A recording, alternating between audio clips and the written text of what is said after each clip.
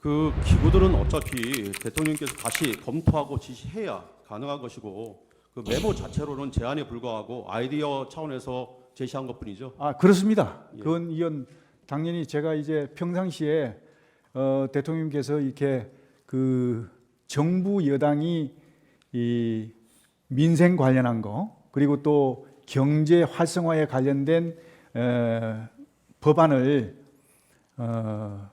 그 한 100여 건 정도 이렇게 그 한 게 있었는데 이런 것들이 거대 야당에 다 막혀가지고 지금 정지된 상태다. 이것만 제대로 발의가 되면 이게 이제 작동이 되면 국민들의 삶이 훨씬 더 정말 좋아질 텐데 하는 아쉬움을 많이 표하셨고 이걸 어떻게 해서든 이게 참 막혀 있는 것을 뚫을 수 있는 그런 어떤 게 필요하지 않겠냐는 어떤 말씀이 계셨던 게 기억이 나서 그런 말씀을 제가 몇 번 들은 기억이 나서 그걸 이제 정리하게 된 것입니다. 예, 알겠습니다.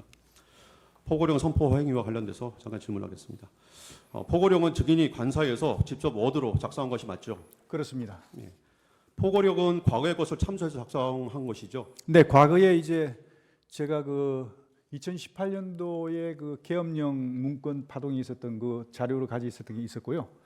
또 12.6 사태 때 이제 계엄이 됐지 않습니까? 그 이후에 이제 12.12 사태 이어서 이제 계속 계엄이 장기화됐는데 그 과정에서 포고령을 굉장히 10건 이상, 10호 이상으로 했거든요. 그런 것들을 제가 참고했습니다. 예, 알겠습니다. 증인이 작성한 포고령을 대통령에게 건네주니 대통령이 이번 계엄은 반국가 세력에게 경고를 하기 위한 것이어서 국민들에게 피해가 가서는 안 되니 통행금지 부분은 제외하라고 하셨죠? 예, 다시 한번. 통행금지 부분은 제외하라고 하셨죠? 예. 거기에 이제 쭉 보시고 통행금지 부분은 시대에 안 맞다. 그래 국민들한테 너무 불편을 주지 않겠냐. 이거는 하고 삭제를 하셨습니다. 그래서 삭제. 예, 추가적으로 하나만 질문하겠습니다. 그 대통령은 어차피 계엄은 하루를 넘길 수 없을 것이니 포고령 실행을 위한 기구도 설치가 어렵고 또 합수당 구성도 어려울 것이므로 포고령을 형식적인 것이라고 말한 바 있죠. 예, 다시 한번. 그러니까 포고령이 예.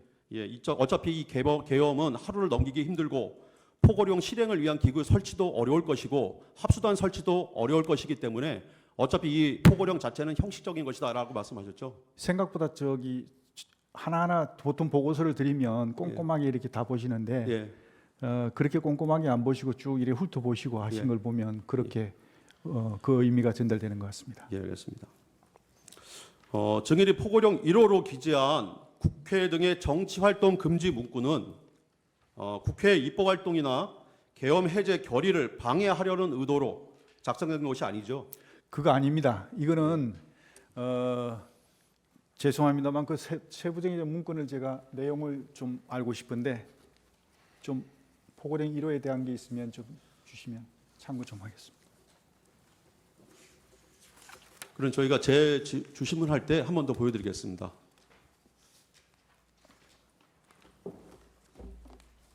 예, 일단은 정리하고 다음번에 다시 한번 질문하겠습니다. 예, 그렇게 하시죠. 예. 이번 계엄에서 대통령이 증인에게 병력 동원과 관련해서 내린 지침에 대해서 말씀드리겠습니다. 네네. 잘 기억을 하실 것 같은데요. 첫째, 국민의 안전이 최우선이고 절대 유혈 사태가 발생해서는 안 된다. 둘째, 군은 최소한으로 투입하되 전원 숙련된 간부로 해라. 셋째, 무력 충돌로 문제가 될 수 있으니까 실탄 지급하지 마라. 넷째, 병력은 국회 경내와 선거관리위원회만 투입해라. 다섯째, 병력은 계엄 선포 후에 투입해라 라고 지시하셨는데 맞나요? 맞습니다. 예. 증인은 대통령에게 계엄을 하기 위해서는 수도권 일대에 있는 부대가 모두 들어와야 하고 1군단, 7군단 최소 2만에서 3만, 최대 5만에서 6만 병력을 동원해야 한다고 말을 했는데 대통령이 이 계엄은 아주 짧게 반국가 세력에게 경고를 하는 차원에서 하는 것이니까 소수만 동원하라고 하셨죠. 네, 그 부분에 대해서는 저도 그 다음 조금 질문이 있습니다. 예. 제가 또 질문하겠습니다. 이에 증인이 약 3,000에서 5,000명 정도의 병력 규모를 건의드렸더니 대통령은 250명 정도만 하고 우발적인 사고가 절대 일어나지 않도록 숙련된 간부들로만 편성된 부대들을 국회에 투입하라고 이렇게 지시한 바 있죠. 예, 그렇습니다. 예, 그래서 간부들로만 구성된 특전사가 고려 대상이 된 것이죠. 네, 그렇습니다. 예. 이에 증인은 250명 가지고는 국회의 질서를 유지하고 경기하기에는 너무 부족하다라고 얘기했더니 다만 그 인원으로는 그래서 대통령이 30명을 더 추가해서 280명으로 정했고 국회 병력을 투입하고 다만 그 인원으로는 질서 유지가 힘드니까 경찰 인력을 추가 투입하기로 그렇게 해서 질서 유지를 돕도록 한 것이죠. 네, 그렇습니다. 예.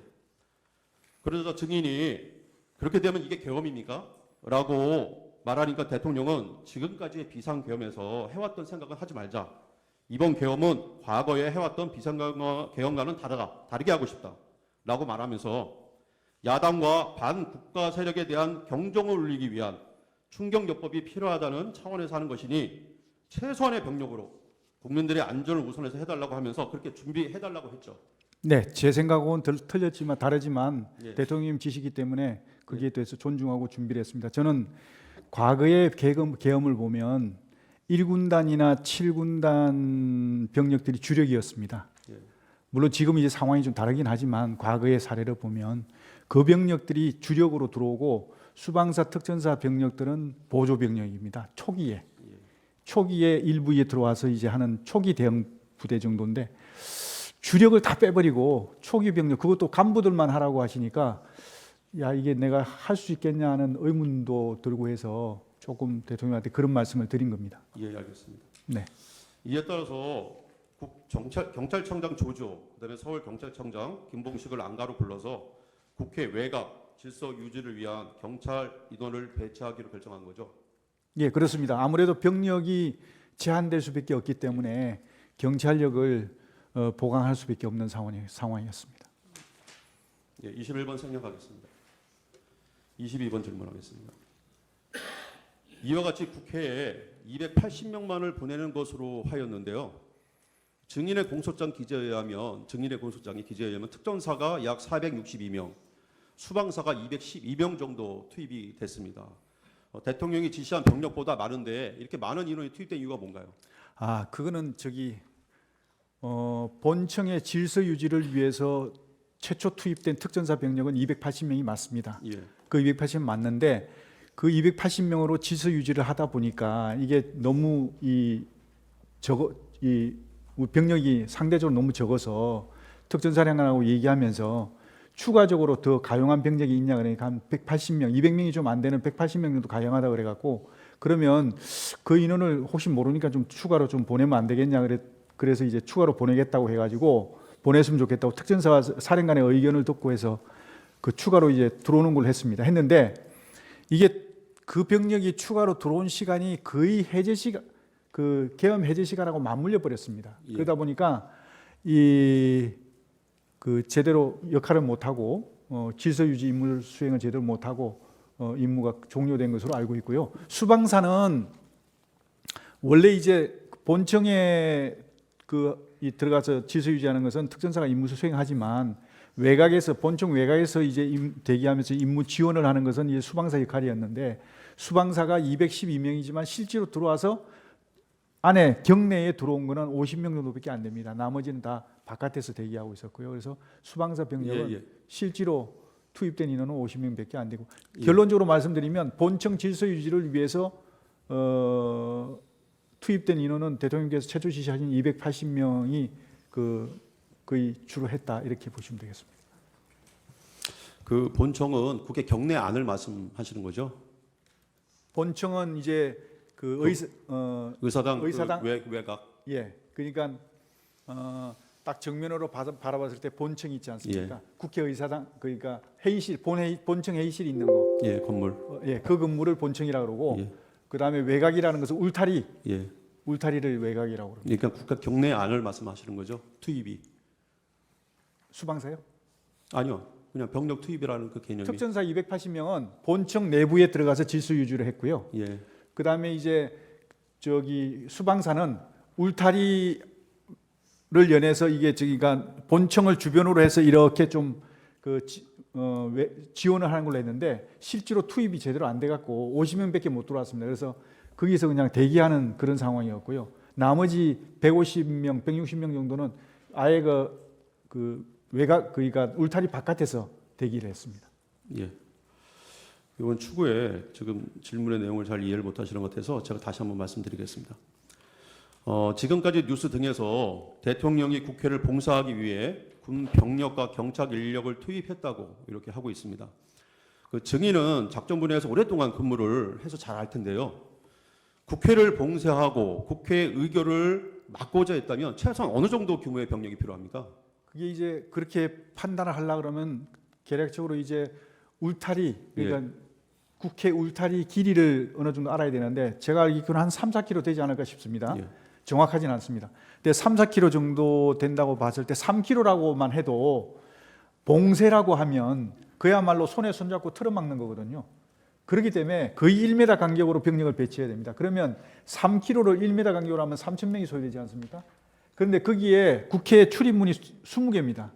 그러면 20개의 최소한 출입문은 아무리 못해도 100명은 투입을 해야 이게 몰리는 인원이 많이 몰리기 때문에 그는 한 2,000명. 다시 말해서 울타리 봉쇄만 하더라도 5,000명은 소요된다는 결론이고요.